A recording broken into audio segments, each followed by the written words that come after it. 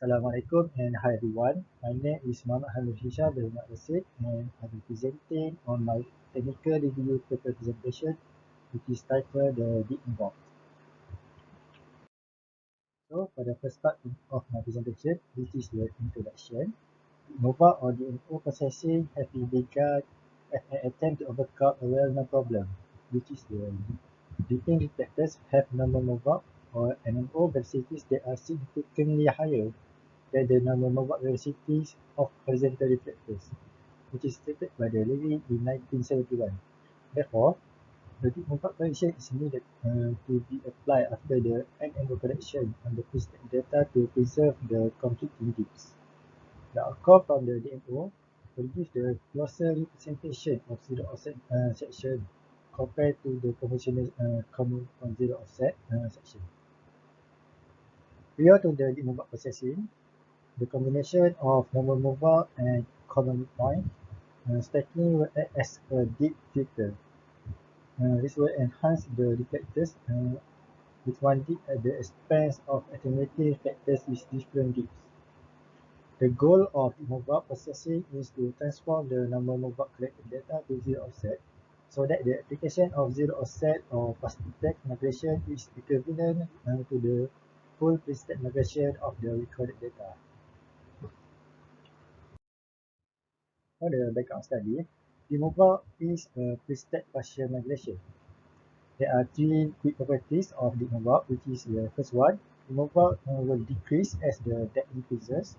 Second one is the Moveout will increase as the offset increases. And the third one is the Moveout will increase as the dip increases.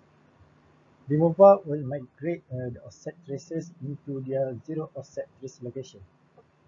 The Moveout will generate the surface midpoint gathers containing the zero offset traces. If multiple exist in the section, the careful approach is needed to remove the multiple first before the Moveout process will be taken place. And the advantages of the Moveout are to eliminate the travel path disparities and remove the velocity connection. For the problem statement, there are several techniques to complete the Moveout study in order to offer the final seismic processing output in geophysical approach. As a result, knowing the history of deep Moveout analysis is crucial to getting the best processing outcomes. Preset partial migration, Fourier domain deep Moveout, and offset continuation are some of the deep Moveout approaches that are commonly used in deep Moveout analysis. As a result, knowing how to use each algorithm is very crucial as each algorithm has its own set of advantages in different case studies. Next part, we move to the major advances and discoveries. The former algorithm for the Moveout is known as the Devilish, which is stated by the Judson et al. In 1978. The Devilish stands for the Dipping Event Velocity Inequality Sherwood. Certain number approximation, the performer of the original Devilish was inadequate and the process is give up for quite small dips and offsets. Yilmaz and Claiborne in 1980 has worked on another downward continuation technique, which is the partial preset migration. Berezovsky and Rocker in 1981, they described that the time domain impulse response of the Moveout operator together with its Fourier transform. Bolandi et al. In 1982, they subsequently provided an alternative finite different approach, which is the offset continuation. A Fourier transform implementation was taken up by Hay in 1984 at Stanford University, which also termed the algorithm of deep Moveout.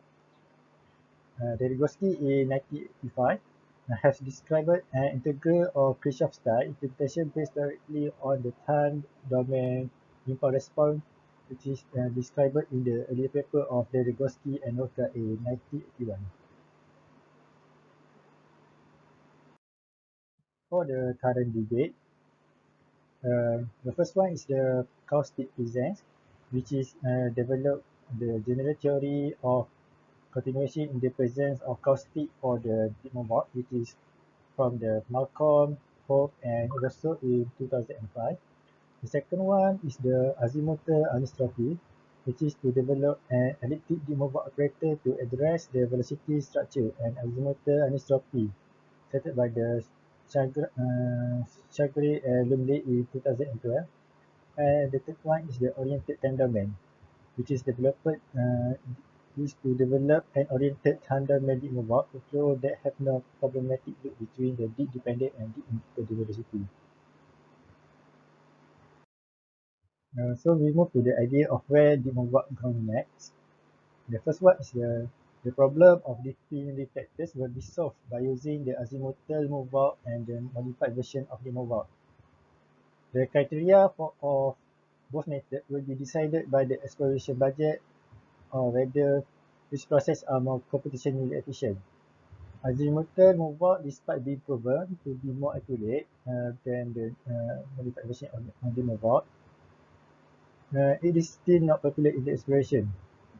Proper study with real-life application will be used in the future for the azimuthal move-out so that we can get to know the potential of the azimuthal move-out.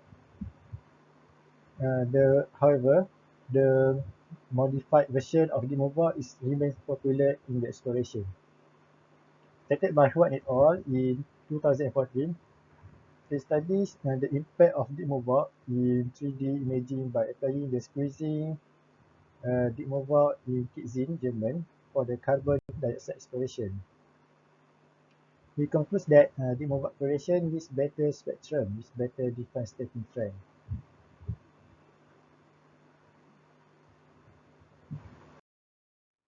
Next, we move to the gap indices, which have been divided into two, which is the traditional and conventional way. The first one is the traditional.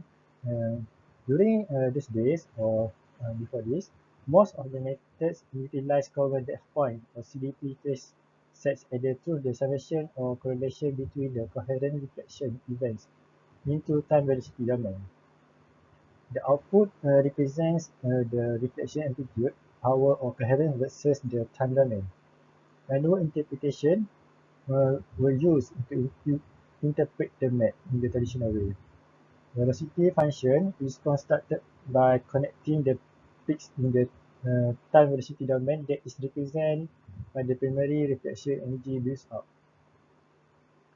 For the conventional way, the Moveout has been performed in a number of ways with the help of different algorithms that were derived based on the different situations. Different algorithms may give different results, even though the same dataset has been used because factors that be taken into account in each algorithm is different with their own ways. Algorithms that usually used are pre-stack partial migration, time domain, finite different methods or offset continuation, Fourier domain implementation, and integral, which is the Kirchhoff.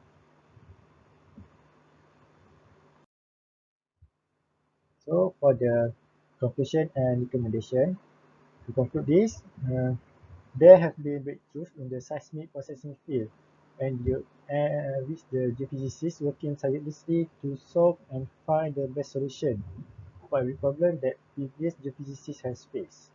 As a result, because of oil exploration is costly, the physicists must come up with the best solution with the fewest uncertainties in order to avoid the exploration failure due to erroneous information in the seismic data.